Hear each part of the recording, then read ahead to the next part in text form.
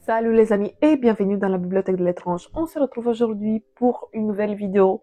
Mon top 10 des pires lectures de l'année 2024. En vérité, il y avait 10 lectures que j'ai pas aimées. Pour la plupart, je pense que c'est des abandons, mais on verra tout ça dans les minutes à suivre.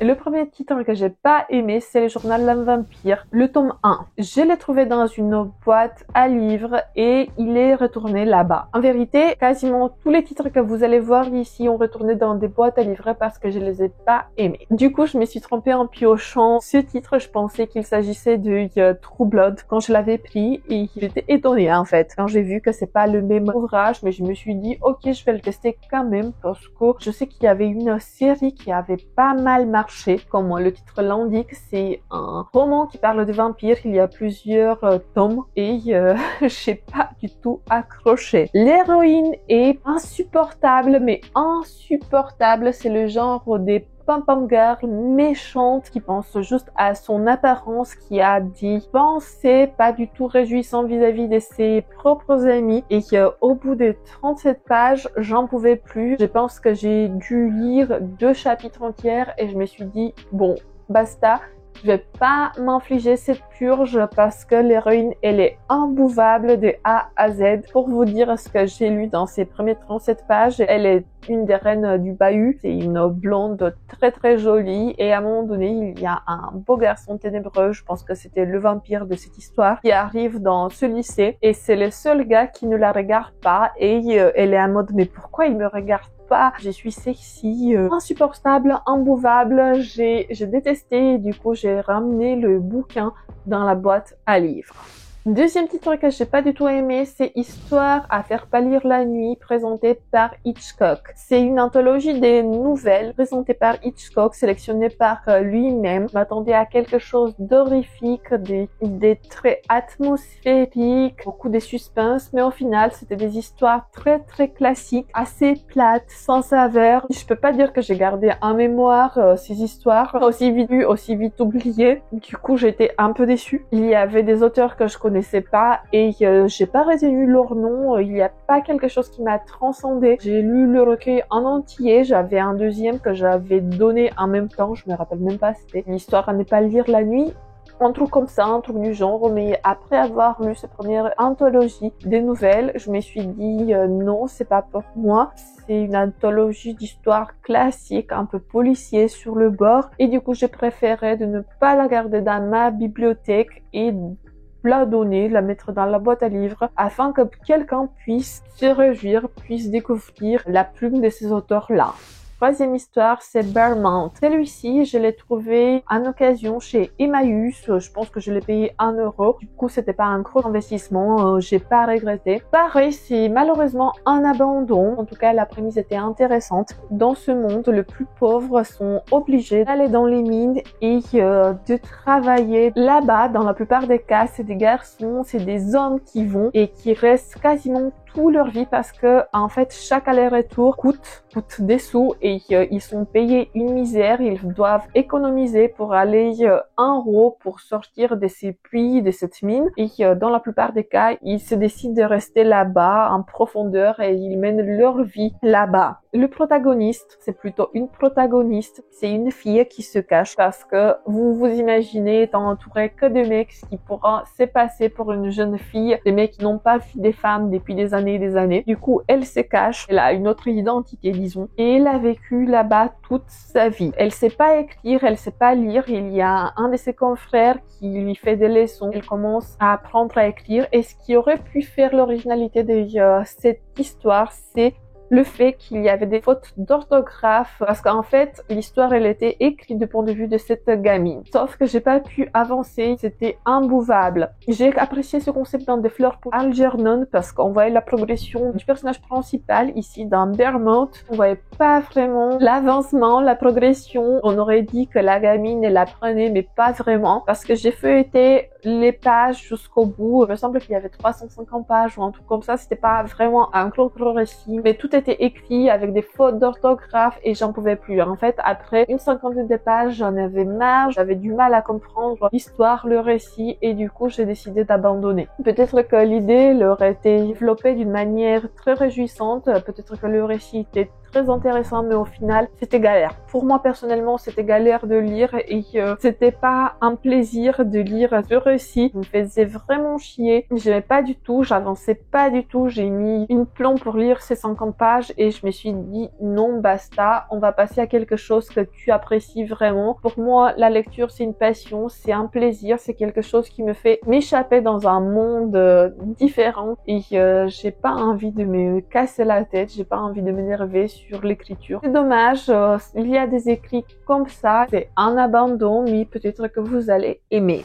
J'ai essayé cette année de me diversifier, de sortir de ma zone de confort, de tester plein de choses, surtout qu'il y a des boîtes à livrer à côté de chez moi et du coup je peux piocher pas mal les choses et je peux tester. Du coup j'ai essayé de tester Crime bordelais de Christian Jack. Vous savez, j'adore ses écrits, en tout cas les écrits qui portent sur l'Égypte chez Ramsès. Bon, je suis au tome 2, mais en tout cas, j'avais lu pas mal d'écrits de sa plume qui portaient sur l'Égypte et dans ce contexte-là, je l'adore. Ici, on était dans un tome 45 qui mettait en avant l'inspecteur Higgins. En tout cas, ces histoires, cette saga, vous pouvez le lire dans n'importe quel ordre parce que c'est juste l'inspecteur Higgins qui revient pour certaines affaires. Mais moi, j'ai pas du tout adhéré ni au personnage de l'inspecteur, ni au personnage présent dans ce récit. En fait, j'ai lu 30 pages et je me suis arrêtée. J'ai pas pu continuer, c'était pas un récit pour moi, je le savais. Déjà, dès le début, on avait beaucoup de descriptions sur les vignes, on avait tout un vocabulaire sur la richesse architecturale. Ça m'intéressait pas. J'avais pas envie d'écouter une histoire qui parlait du vin.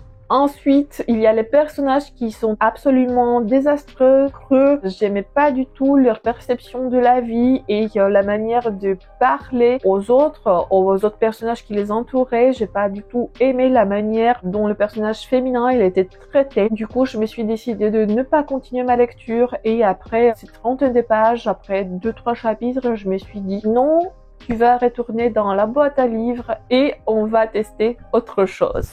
Oui, j'ai testé pas mal de choses et je suis tombée ensuite sur Le fils de Rosemary de Ira Levin. C'est la suite du roman Un bébé pour Rosemary, un roman que j'aime beaucoup, qui est très intéressant, classique, qui a été adapté en film. Je l'ai lu en entier de A à Z et même malheureusement, je l'ai pas du tout aimé. On dirait que tout l'essence, tout le peps qui faisait du roman Un bébé pour Rosemary, une œuvre à part, s'est perdu dans la transition. Je sais pas, j'ai pas compris pourquoi il a écrit ce roman qui, à mon sens, il est beaucoup moins bien. Je sais, je suis dure, mais à mon sens, ce roman n'aurait pas dû voir le jour. Surtout qu'il annule la fin du premier tome. Dans ce récit, Rosemary était dans le coma pendant 30 ans ou 40 ans, je sais pas exactement, mais en tout cas, elle se réveille et c'est une vieille dame qui n'a pas pu profiter de l'enfance et de l'adolescence de son fils. Voilà, je rentre pas dans le détail, mais après, en tout cas, elle se rend compte que son fils, il est très célèbre et que potentiellement, il est pris pour le Messie dans ce monde contemporain. J'ai pas du tout aimé le développement de notre personnage, j'ai pas du tout aimé le développement, la psychologie de Rosemary, c'est creux, le dialogue n'a aucun sens. Il rapporte rien à l'histoire, c'est le vide interstellaire. Je suis vraiment désolée de dire ça parce que j'aime bien la plume d'Ira Levin. Et dans ce roman, vraiment, c'est une totale catastrophe pour moi. C'est un naufrage. Je vous le recommande pas du tout. Vraiment, celui-là, je vous le recommande pas du tout parce qu'il annule la fin d'Un bébé pour Rosemary qui est un chef-d'œuvre. Voilà, je vous déteste pas. C'est pour ça que je vous recommande pas ce roman. 6e tome, qui était une déception pour moi dans cette année 2024, a été le premier tome des True Blood. Quand j'étais au lycée, comme je vous ai expliqué dans une ancienne vidéo, il y avait ma meilleure pote qui lisait ce récit, regardait même le film, la série. J'étais assez intriguée, mais pour autant, je voulais pas m'acheter les romans et j'aimais pas du tout emprunter les livres. Voilà, c'est pas dans mes habitudes d'emprunter des livres. Du coup, je l'ai trouvé cette année dans une boîte à livres et je me le suis procuré. Je me suis dit ok, c'est le temps, c'est le moment de le tester et finalement c'était un Twilight raté de A à Z que j'ai pas aimé. Malgré cette 350 pages, du coup c'était pas une longueur exceptionnelle, mais j'ai senti que des années se sont passées. Je me suis forcée à le finir. Je me suis dit ok, il est pas long, on va passer de A à Z, on verra comment il se finit, et je l'ai pas du tout aimé. On a des personnages caricaturaux, on se retrouve dans une petite bourgade où notre protagoniste Suki a le pouvoir de lire dans les pensées des gens. Elle aime pas mal les vampires et elle espère qu'un jour elle pourra rencontrer un des vampires, parce qu'il faut savoir que dans ce monde, les vampires, ils sont connus, ils sont, disons, acceptés, en tout cas, ils se baladent parmi les humains, ils boivent du sang de synthèse et ils mènent plus ou moins une vie paisible parmi leurs congénères et parmi les humains. Suki, elle est traitée un peu comme la folle du village parce que, bon, étant donné qu'elle entend les voix, elle entend les pensées des autres, elle a des réactions et des gestes en contradiction à ce qu'un humain normal pourrait avoir. À un moment donné de l'histoire, en tout début en tout cas, elle rencontre ce beau gars ténébreux qui s'avère être le vampire et une relation bizarre commence entre les deux. Bien évidemment, il y a une troisième personne, son patron, qui est amoureux de Suki et il a des pouvoirs. On retrouve le triangle amoureux. C'est un Twilight raté parce qu'il y a beaucoup de scènes de sexe qui n'ont pas leur place. Je vois pas l'intérêt. Ça peut rien au récit à part d'être un peu steamy, mustiller un peu l'imagination d'une jeune fille, mais à part ça, ça sert à rien, sans parler de la manière de traiter des sujets sensibles comme l'inceste, le viol. Dans ces romans, rien ne va. Il y a des réactions et des pensées qui sont pas du tout en accord avec la situation. Non, c'est un no way. Je vais pas continuer cette série. Je l'ai déjà déposée dans la boîte à livres. J'espère qu'il y aura quelqu'un qui va l'apprécier.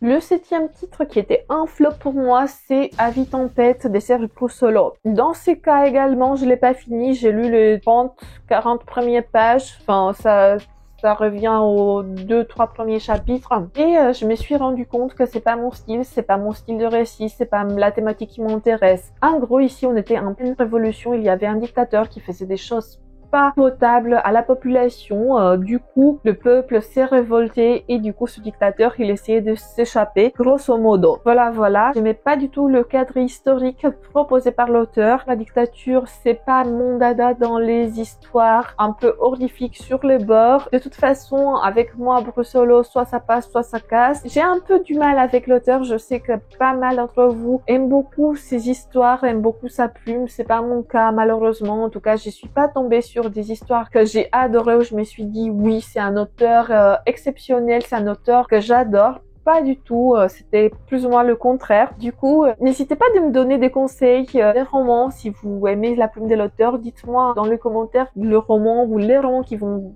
vraiment marquer. Peut-être je trouverai quelque chose qui va me plaire.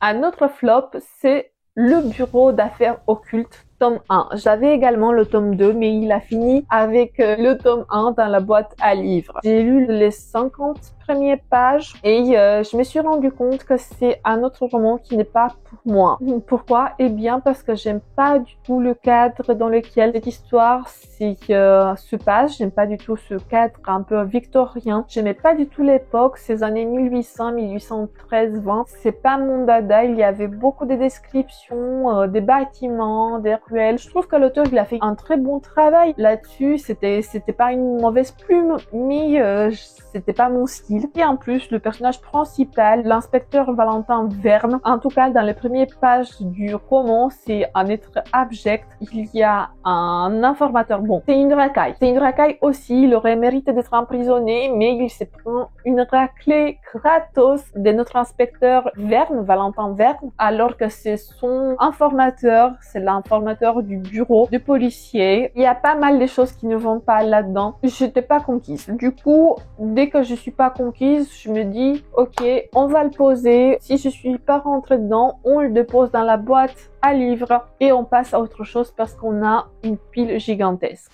Et on va finir avec deux autres titres qui ont fini également dans la boîte à livres. L'avant-dernier titre s'appelle Cadavre exquis. Je pensais que c'est l'adaptation en BD du roman d'Augustina Benzerica qui porte le même nom, mais finalement non. Dans cette BD, on suit une fille qui mène une vie pourrie. Elle est hôtesse dans différents événements. Son mec la traite vraiment mal, il n'a aucune considération pour elle, il lui parle vraiment comme à une ordure. Du coup, à un moment donné, elle a marre. Elle fait la rencontre d'un écrivain à succès qui se cache. Vous allez comprendre en lisant la BD pourquoi. Et sa vie commence à changer du tout au tout. Elle va mener une meilleure vie, sauf que c'est pas la vie idéale non plus. Je vous dis pas plus parce qu'à un moment donné de l'histoire, il y a un twist qui va vous retourner un peu. Je me suis dit, ah oui, intéressant. Mais sinon, l'histoire, elle est moyenne. Je l'ai trouvée assez plate, sans parler de dessin. Je les ai pas trouvées à mon goût. Du coup, je me suis dit, ok, je la dépose. Quelqu'un va profiter de ce récit.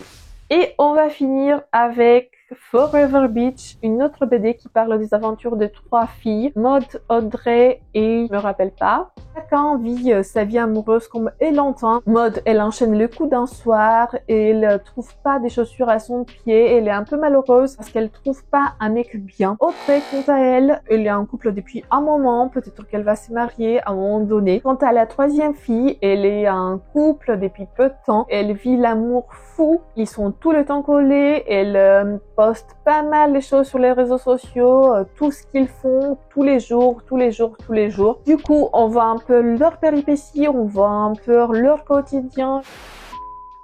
Bon, c'est quelques semaines plus tard, je me suis rendu compte que j'ai pas la fin du rush parce que mon micro s'est arrêté. Du coup, moi je parle, mais il y a aucun son. Et on va reprendre plus ou moins là où on s'est arrêté avec Forever Beach. Comme je vous disais la dernière fois, j'ai pas accroché du coup. Ça aurait pu le faire, mais il y a certains passages où le langage il est tellement vulgaire, il y a quelques passages où il y a des scènes de sexe très explicites ou plus ou moins explicites. Du coup, j'ai pas du tout accroché, j'aime pas avoir ça dans mon récit, sauf si vraiment il sert le propos du récit. Là, j'ai trouvé que pas du tout. Il y avait certains passages qui étaient marrants, amusants, mais en mettant tout ça en balance, ça contrebalançait pas. Du coup, j'ai décidé de ne pas le garder. En ce qui concerne le dessin, c'était assez marrant, c'était assez sympa. Si jamais je retrouve une de ces BD dans une boîte à livres, je vais me faire un plaisir d'essayer de lire